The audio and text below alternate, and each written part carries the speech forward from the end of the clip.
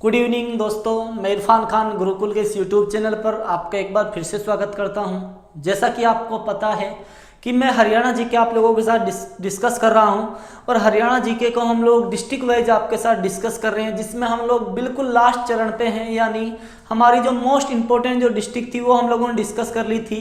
कुछ एक डिस्ट्रिक्ट हमारी अभी भी बाकी हैं, उनमें से एक डिस्ट्रिक्ट आज हम लोग डिस्कस करने वाले हैं। जैसा कि आपको पता है कौन सा डिस्ट्रिक्ट, सोनीपत। सोनीपत से यानी जिसे मैं बोल सकता हूँ स्वर्णप्रस्थ या सोने की नगरी या फिर गोल्डन सिटी जिसको कहा जाता है, इससे जितने भी क्वेश्चन आपके एग्जाम में पॉसिबल हो सकते हैं वो सारे क्वेश्चन मैं आपके साथ डिस्कस करने वाला हूँ।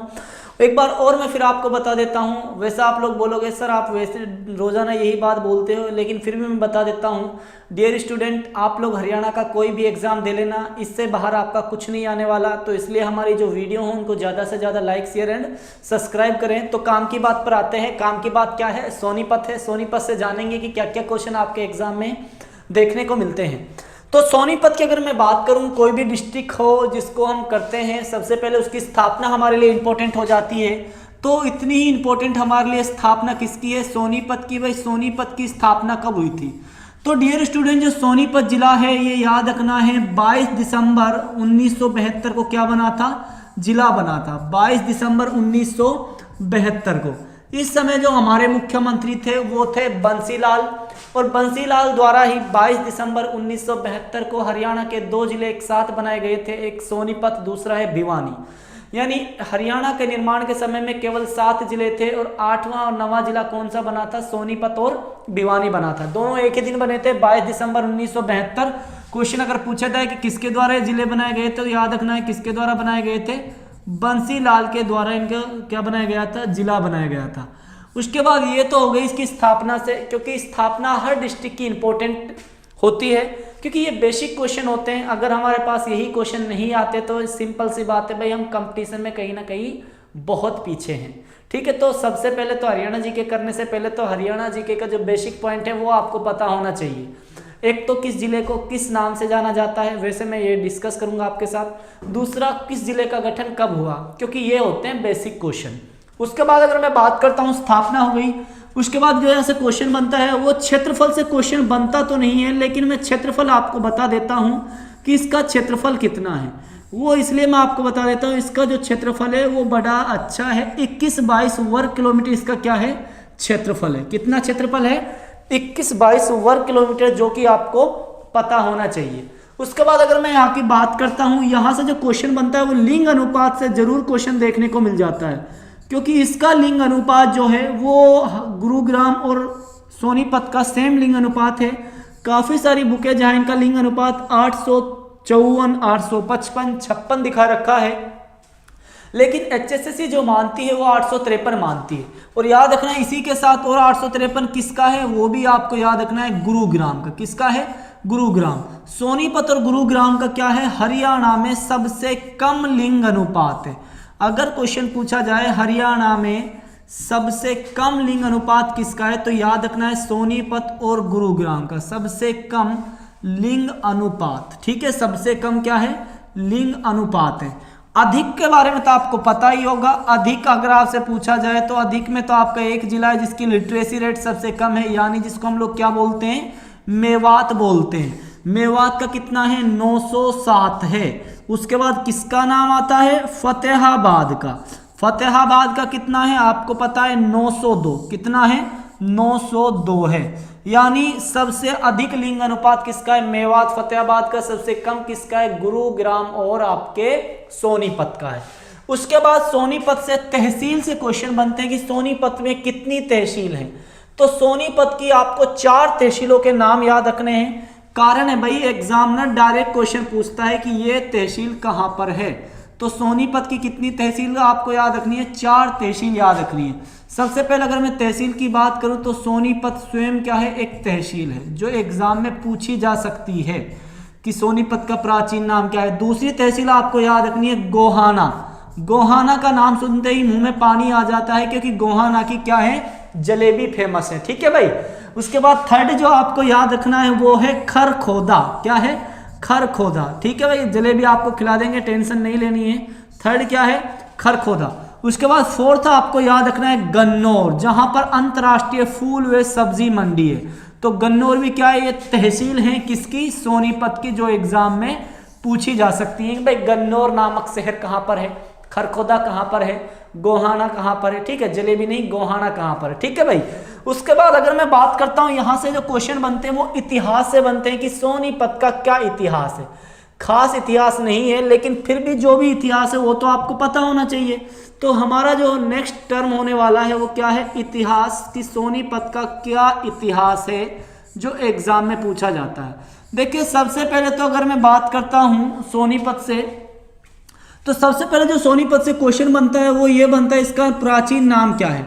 तो डियर स्टूडेंट, जो सोनीपत है इसका प्राचीन नाम क्या है, स्वर्णप्रस्थ। क्या है इसका प्राचीन नाम, स्वर्णप्रस्थ, या फिर अगर मैं बोल सकता हूं इसे क्या है इसका प्राचीन नाम, सोने की नगरी। क्या है, सोने की नगरी।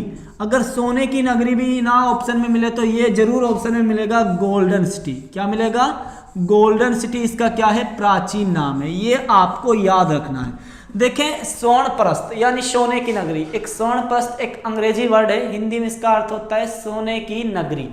अब आपको क्या याद रखना है, देखिए सोनप्रस्थ यानी सोने की नगरी। सोनीपत उन 5 शहरों में से एक शहर है जो दुर्योधन ने युधिष्ठिर से मांगे थे। किससे मांगे थे, युधिष्ठिर से मांगे थे। वो 5 शहर कौन कौन से हैं, तो याद रखना, एक तो आपका क्या है, सोनप्रस्थ है। कौन सा है, सोनप्रस्थ है। उसके बाद आपको याद रखना है दूसरा आपका पनप्रस्थ, जिसका आधुनिक नाम पानीपत है।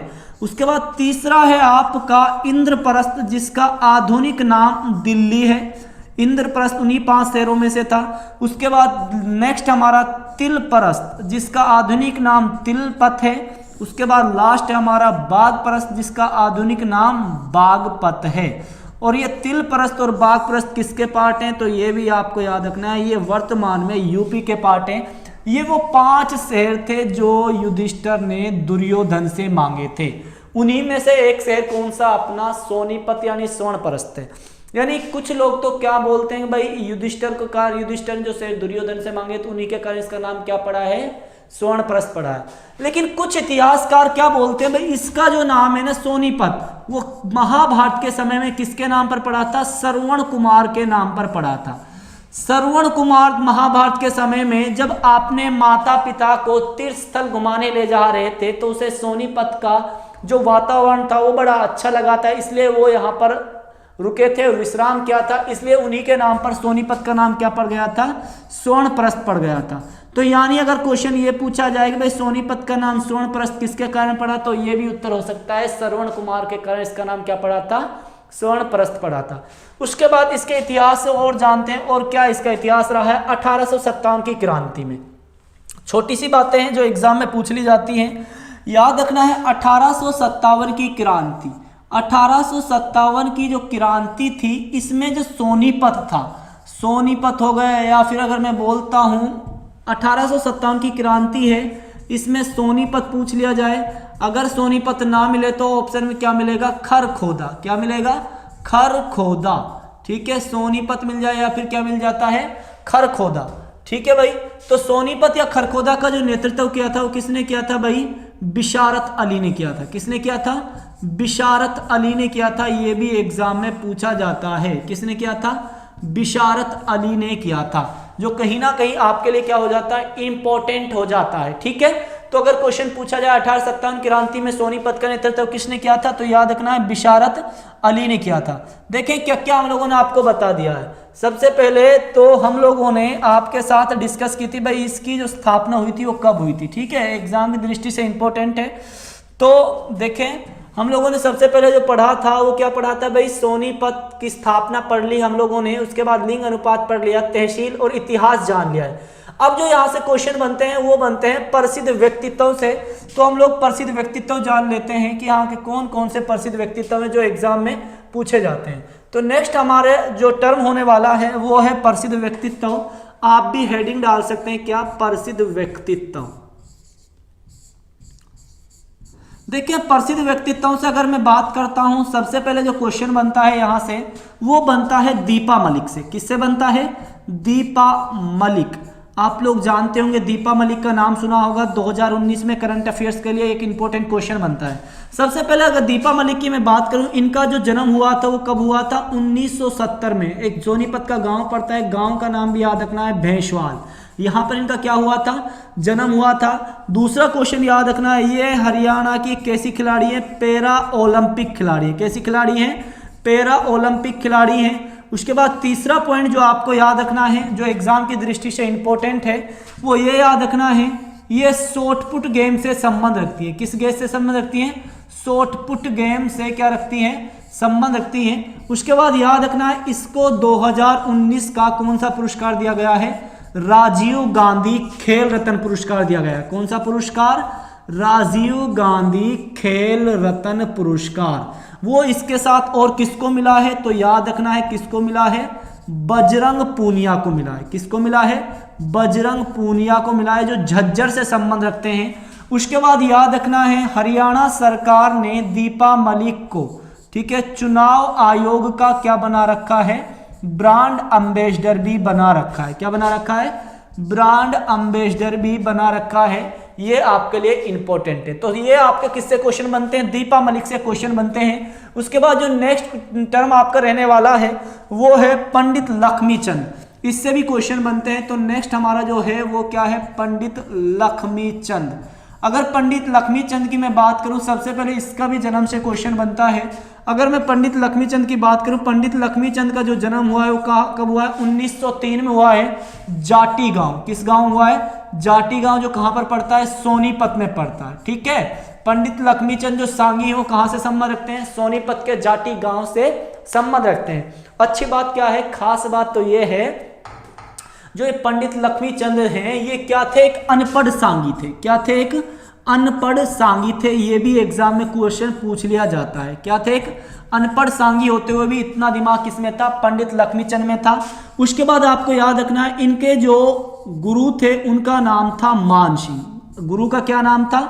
मानसिंह था। लेकिन इसके जो शिष्य थे उनका क्या नाम था? मांगेराम था। क्या नाम था? मांगेराम।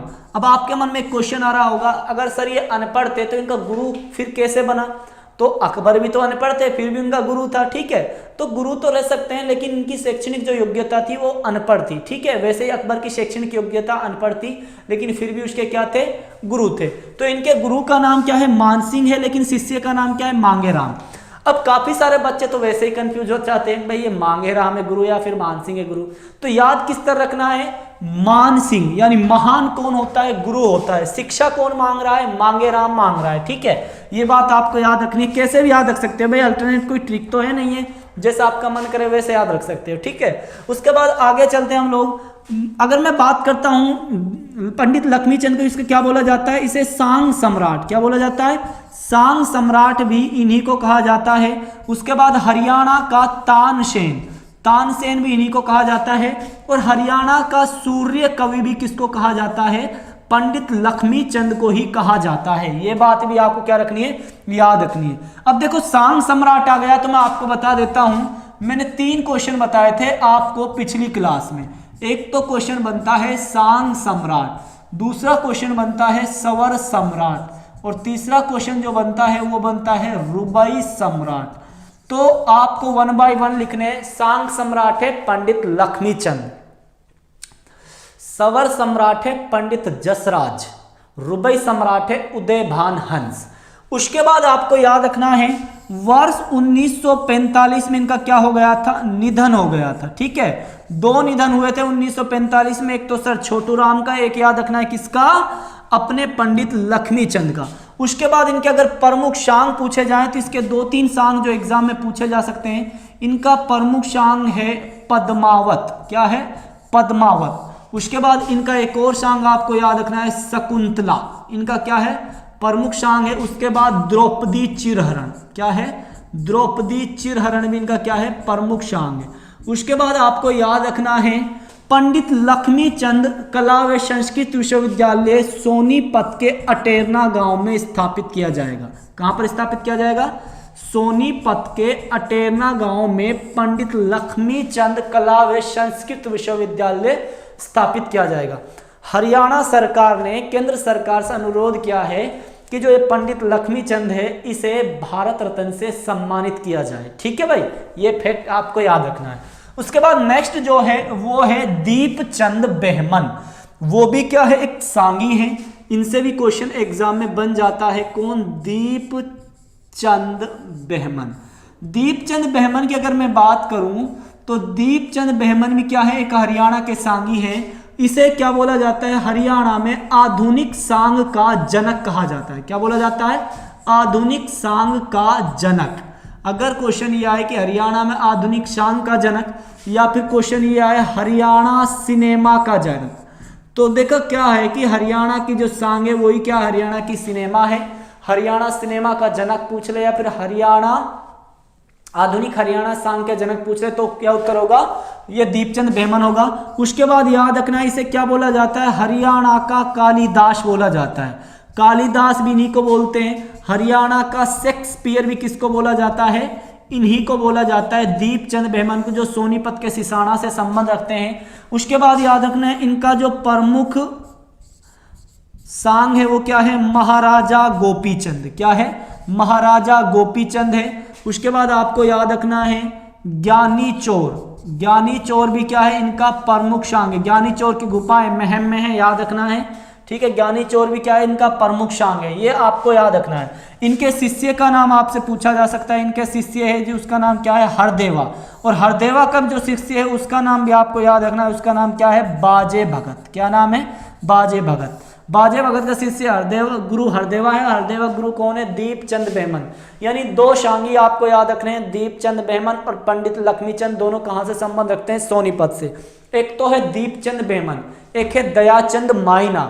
दयाचंद माइना रोहतक से संबंध रखते हैं, जिन्हें हरियाणा का जॉन मिल्टन कहा जाता है। ठीक है, तो ये आपको याद रखने हैं। उसके बाद एक और पर्सनैलिटी जो आपको याद रखनी है वो मैं आपको बता देता हूँ। फोर्थ नंबर की पर्सनैलिटी वो कौन सी है, देखें, सोनीपत के भैंसवाल से एक और संबंध रखते हैं, जिनका नाम क्या है, योगेश्वर दत्त। अगर क्वेश्चन ये पूछा जाए कि योगेश्वर दत्त कहां से संबंध रखते हैं तो याद रखना है सोनीपत से संबंध रखते हैं।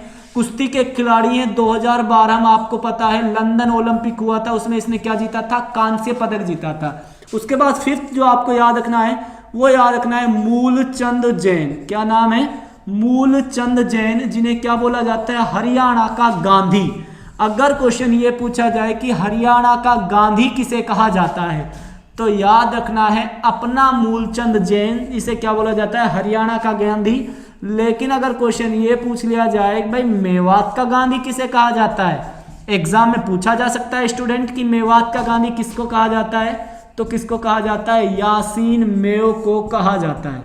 यानी मूलचंद जैन और योगेश्वर दत्त ये दोनों भी सोनीपत से ही क्या रखते हैं, संबंध रखते हैं।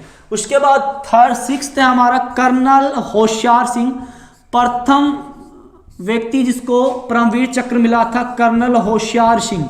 ये भी कहां से संबंध रखते हैं तो याद रखना है कर्नल होशियार सिंह भी कहां से संबंध रखते हैं, सोनीपत से ही संबंध रखते हैं। ये सारे आपके एग्जाम की दृष्टि से कुछ इंपॉर्टेंट प्रसिद्ध व्यक्तित्व हैं जो एग्जाम में पूछ लिए जाते हैं। उसके बाद हम लोग जो नेक्स्ट हमारा टर्म रहने वाला है वो है पर्यटन स्थल। यहाँ कौन कौन से पर्यटन स्थल है तो आप लोग भी हेडिंग डालेंगे क्या, पर्यटन स्थल। पर्यटन स्थल की अगर मैं बात करूं तो सबसे पहले जिस पर्यटन स्थल को आप लोग जानेंगे वो है पीर जमाल की मज़ार। क्या है, पीर जमाल की मज़ार। इंपॉर्टेंट इसलिए हो जाता है कि ये मज़ार पीर जमाल की मज़ार, इस मज़ार को क्या बोला जाता है, हरियाणा में हिंदू मुस्लिम एकता का प्रतीक बोला जाता है, क्योंकि इसमें क्या होता है, एकता का प्रतीक। इस मज़ार पर हिंदू मुस्लिम दोनों धर्म के लोग क्या करते हैं, इसकी पूजा करते हैं, यानी चादर चढ़ाते हैं, इसलिए इसे क्या बोला जाता है, हरियाणा में हिंदू मुस्लिम एकता का प्रतीक।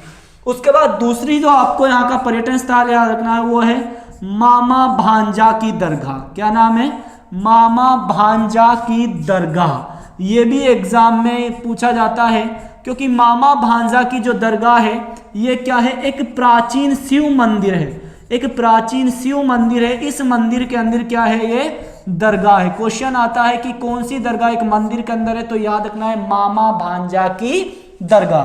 थर्ड जो आपका है फिगर खां का मकबरा व किला। अगर क्वेश्चन ये आए कि फिंगर खां का मकबरा कहां पर है, तो भी उत्तर हमारा क्या होगा, याद रखना है सोनीपत होगा। या फिर क्वेश्चन ये पूछा जाए फिंगर खा का किला कहां है, तो भी उत्तर क्या होगा हमारा सोनीपत होगा। उसके बाद फोर्थ हमारा जो पर्यटन स्थल है वो भी एग्जाम में पूछा जाता है, चाकोर पर्यटन स्थल। एग्जाम में पूछ लिया जाता है कि चाकोर पर्यटन स्थल कहां है, तो ये भी हमारा कहां पर है, सोनीपत में। ठीक है, उसके बाद फिफ्थ आपको याद रखना है ख्वाजा खिज्र खां का मकबरा। किसका मकबरा, ख्वाजा खिज्र खां का मकबरा। इस मकबरे का निर्माण इब्राहिम लोदी ने करवाया था, जो लोदी वंश के अंतिम शासक थे, ख्वाजा खिज्र खां का मकबरा। उसके बाद नेक्स्ट जो हमारा है वो है गोहाना का किला। अगर क्वेश्चन पूछा जाए गोहाना का किला कहां पर है, तो वो भी कहां पर है आपका, सोनीपत में ही है। इस किले का निर्माण किसने कराया था, पृथ्वीराज चौहान और बलराज चौहान ने क्या कराया था, इसका निर्माण कराया था। ये क्या है डियर स्टूडेंट, यहाँ के कुछ पर्यटन स्थल हैं जो एग्जाम में बार बार रिपीट होते हैं, आपको ये पर्यटन स्थल याद रखने हैं। उसके बाद आपको जो याद रखने हैं वो यहाँ दो तीन मेले लगते हैं जो एग्जाम में पूछ लिए जाते हैं। तो नेक्स्ट हमारा जो टर्म रहने वाला है वो है मेला। सबसे पहला है बाबा नग्ननाथ का मेला। कौन सा मेला, बाबा नग्ननाथ का मेला। बाबा नग्ननाथ का मेला सोनीपत में लगता है, लेकिन बाबा बालकनाथ का मेला रोहतक में लगता है। सेकंड जो मेला है वो आपको याद रखना है सतकुंभा का मेला। कौन सा मेला, सतकुंभा का मेला। ये भी याद रखना है कहां पर लगता है, ये भी आपके सोनीपत में लगता है। थर्ड आपको याद रखना है एटलस का मेला। अगर क्वेश्चन ये आए कि एटलस मंदिर कहाँ है या एटलस का मेला कहाँ पर लगता है, तो भी उत्तर क्या होगा हमारा, सोनीपत होगा। ये तीन मेले आपको याद रखने हैं जो एग्जाम की दृष्टि से कहीं ना कहीं बहुत ही ज्यादा इंपॉर्टेंट है। आशा करता हूं कि ये टर्म आपको अच्छे से समझ में आए होंगे। उसके बाद आगे चलते हैं। आगे हम लोग जानते हैं उपनाम की क्या क्या उपनाम है सोनीपत के। तो सोनीपत का जो नेक्स्ट हमारा हेडिंग है वो क्या है, उपनाम। सोनीपत के उपनाम अगर मैं बात करूं तो सबसे पहले तो सोनीपत को क्या बोला जाता है, याद रखना है, इसको बोला जाता है एजुकेशन सिटी। क्या बोला जाता है, एजुकेशन सिटी। क्योंकि राजीव गांधी एजुकेशन सिटी के कारण इसको क्या बोला जाता है, एजुकेशन सिटी बोला जाता है। या फिर एजुकेशन कैपिटल भी किसको बोला जाता है, इसी को बोला जाता है। Education city, education capital Sonipat है, लेकिन एजुकेशन हब है रोहतक। क्या है, रोहतक। उसके बाद सेकंड जो आपको याद रखना है एटलस सिटी। अगर क्वेश्चन ये पूछा जाए एटलस सिटी किसको कहा जाता है, तो भी उत्तर क्या होगा, सोनीपत होगा। थर्ड आपका जो क्वेश्चन है वो है पहलवान नगरी। अगर क्वेश्चन ये आए कि पहलवान नगरी किसको कहा जाता है, तो भी उत्तर क्या होगा, सोनीपत होगा। फोर्थ आपको याद रखना है साइंस सिटी। क्या याद रखना है, साइंस सिटी किसको कहा जाता है, तो सोनीपत को। क्योंकि 80 करोड़ रुपए की लागत से सोनीपत के कुंडली में क्या स्थापित की जा रही है, साइंस सिटी स्थापित की जा रही है। अगर क्वेश्चन आए साइंस सिटी सोनीपत, विज्ञान नगरी सोनीपत, लेकिन साइंटिफिक सिटी अंबाला, वैज्ञानिक नगरी अंबाला। क्योंकि हरियाणा में लगभग 25% वैज्ञानिक उपकरणों का जो निर्माण होता है वो होता है अंबाला में। वैज्ञानिक नगरी अंबाला, विज्ञान नगरी Sonipat, science city Sonipat, scientific city Ambala. ये बात आपको याद रखनी है। उसके बाद नेक्स्ट जो आपको याद रखना है वो है गोल्डन सिटी। क्या याद रखना है, गोल्डन सिटी भी किसको कहा जाता है, सोनीपत। क्योंकि इसका जो प्राचीन नाम वो क्या है, स्वर्ण परस्त। क्या नाम है, स्वर्ण परस्त, जिसका जो अर्थ होता है सोने की नगरी। ये यहाँ के कुछ उपनाम है जो एग्जाम में पूछे जाते हैं भाई। आशा करता हूं कि यहां तक जितने भी पॉइंट मैंने आपको कराए वो सभी अच्छे से समझ में आ गए होंगे। उसके बाद आगे चलते हैं, आगे यहां से क्या क्या क्वेश्चन बनते हैं वो डिस्कस करते हैं। तो आप लोग हेडिंग डालेंगे इंपॉर्टेंट फैक्ट, यानी महत्वपूर्ण तथ्य। पहला इंपॉर्टेंट फैक्ट वो ये है कि हरियाणा में, पहला फैक्ट क्या है, हरियाणा में अंतरराष्ट्रीय, ठीक है, कैसी, अंतरराष्ट्रीय, याद रखना है, फल व सब्जी मंडी। ठीक है, अंतरराष्ट्रीय फल व सब्जी मंडी कहां पर स्थापित की जा रही है, तो याद रखना है वो सोनीपत के गन्नौर में। कहां पर स्थापित की जा रही है, सोनीपत के गन्नौर में स्थापित की जा रही है। तो ये पॉइंट आपको याद रखना है।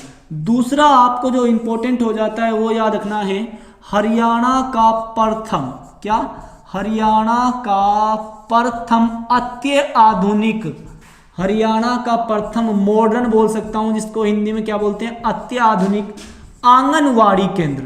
ये भी आपको याद रखना है। आंगनवाड़ी केंद्र कहां पर है, हसनपुर सोनीपत।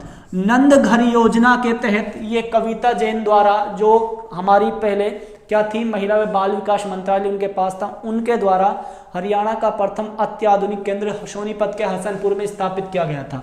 थर्ड पॉइंट आपको याद रखना है जो सोनीपत से इंपॉर्टेंट है, हरियाणा का प्रथम, हरियाणा का प्रथम याद रखना है, हरियाणा का प्रथम महिला विश्वविद्यालय, हरियाणा का प्रथम महिला विश्वविद्यालय क्या नाम है भाई, आपको पता है, भगत फूल सिंह महिला विश्वविद्यालय।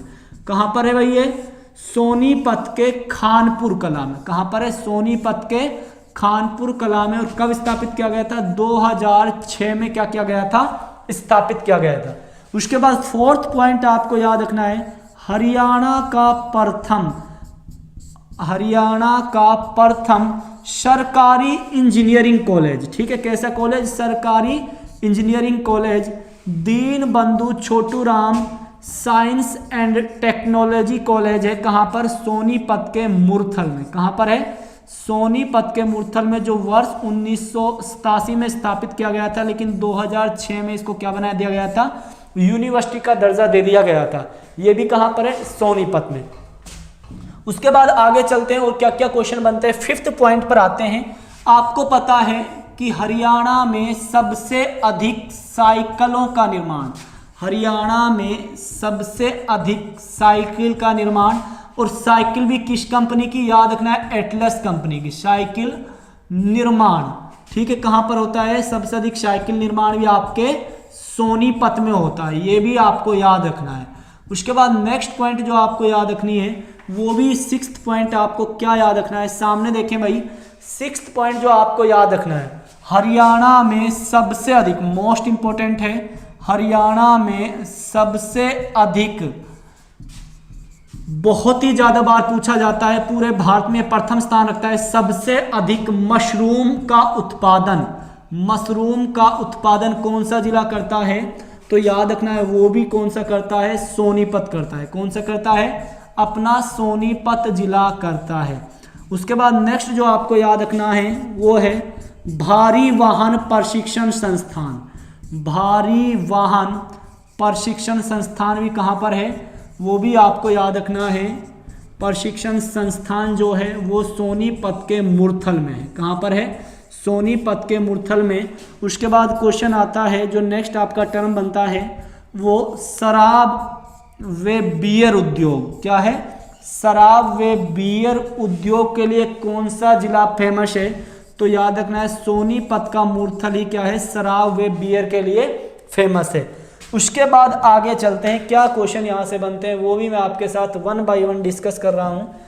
11वां नंबर हमारा पॉइंट जो आपको याद रखना है, जो कहीं ना कहीं एग्जाम से इंपॉर्टेंट है, सोनीपत की अगर मैं बात करता हूँ तो सोनीपत से NH44, कौन सा, NH44, साथ में याद रखना है KMP, मैं बहुत बार बता चुका हूँ इनके बारे में, साथ में याद रखना है KGP, नेशनल हाईवे होकर गुजरते हैं, ठीक है, क्या होकर गुजरते हैं, नेशनल हाईवे होकर गुजरते हैं।